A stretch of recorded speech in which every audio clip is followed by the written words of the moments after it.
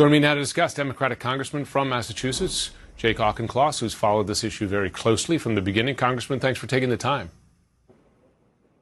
Good afternoon, Jim. I wonder, based on what you've seen, do you believe Russia's verging on a major breakthrough here? No, I think that Ukraine can stabilize the Northeast, but this is a consequence of U.S. aid being delayed by House and Senate Republicans listening to Donald Trump instead of listening to Volodymyr Zelensky. And we now need to surge the materiel that Ukraine needs and not just put the weapons in their hands, but also remove any restrictions on how they use those long-range weapons. That includes attacking Russian energy infrastructure, because ultimately our leverage over Russia comes down to one word: energy. We need to strike their energy infrastructure within the Russian mainland. We need to use all available leverage over China to get them to stop importing Russian oil and natural gas, and thereby providing hard currency to the Kremlin. And we need to tighten up the existing Western and East Asian energy sanctions on Russia so that they cannot sustain their circumventions of the oil embargo. So let me ask you this, because there's been much debate about lifting specifically restrictions on the Ukrainian forces' ability to use U.S. weapons to strike Russian forces inside Russian territory. The UK allows Ukrainian forces to use UK weapons to do so. Should the U.S. lift that restriction? Yes. From day one, we should have been allowing the Ukrainians to use our weapons, whether F-16s or ATACMS or other long-range surface-to-air, surface-to-surface weaponry, to attack Russian energy infrastructure. I think this focus on risk of escalation is frankly misplaced. The real risk of escalation is that Russia takes Kiev, and then they want to take Warsaw or Moldova or Lithuania. We should not have Russian saber rattling over tactical nuclear weapons dictate our strategy. We need to allow the Ukrainians to threaten not just Russian oil and gas fields, but also Crimea, because ultimately that may be the leverage that gets Vladimir Putin to the table. Is the White House considering such a change? I know you're in touch with the White House. Are they considering, because of course this is a White House that has been very focused, one might say, on limiting the chances for escalation, or at least that's their calculation.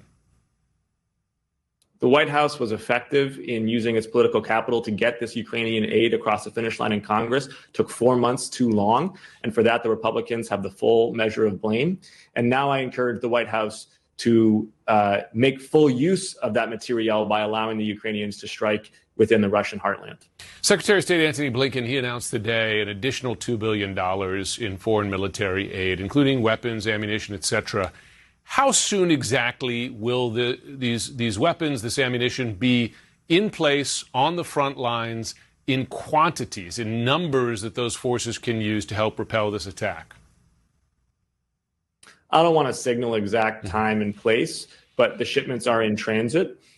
What is going to be critical is that we actually supplement this aid, as significant as it is, with hundreds of billions of dollars more. And that aid should come not from the U.S. taxpayer exclusively, but from Russia's frozen assets. We need to reallocate the $300 billion plus being held in Europe and the United States towards the rearmament and the reconstruction of Ukraine. As you know, there's an election in the fall. Donald Trump, as you say, has a very different vision for the Ukraine war. Given his statements, is this aid potentially only a temporary reprieve for Ukraine in its war against Russia? Well, it underscores why it's so important that we reallocate the Russian assets. As you know, Jim, $250 billion plus of those assets are held not in the United States, but in Europe.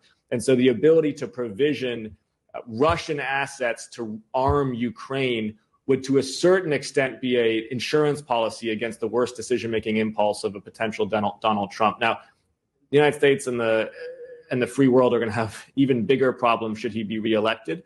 But that at least can help ensure that Ukraine has the money it needs to sustain itself. Is that happening? I mean, the administration has expressed its support for that. Antony Blinken said so much a number of days ago. Of course, there's European support to do the same.